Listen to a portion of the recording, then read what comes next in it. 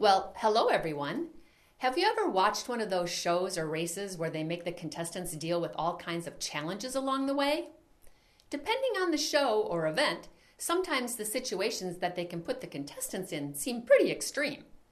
For example, I once saw a contestant that had to go through a room full of gross, slimy worms. Another had to complete a challenge in super freezing cold temperatures.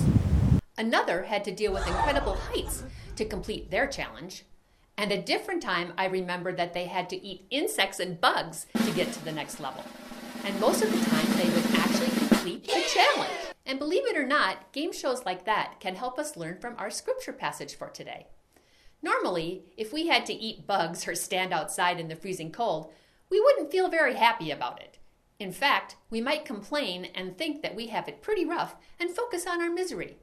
But in the shows or events like the ones I mentioned earlier, people willingly decide to eat bugs or stand outside in the freezing cold. They actually sign up and choose to do them.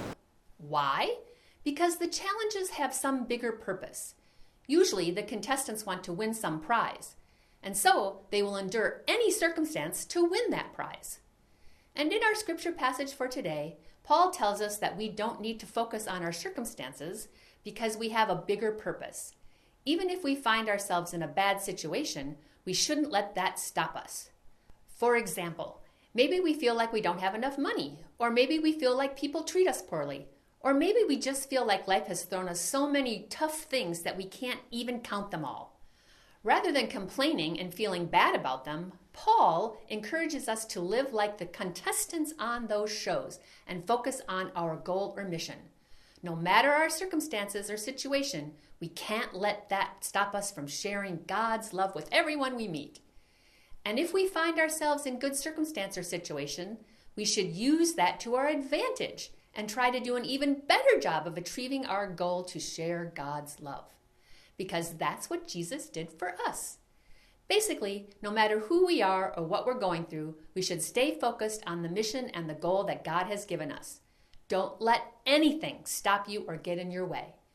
So, no matter our circumstances, good or bad, we can endure everything.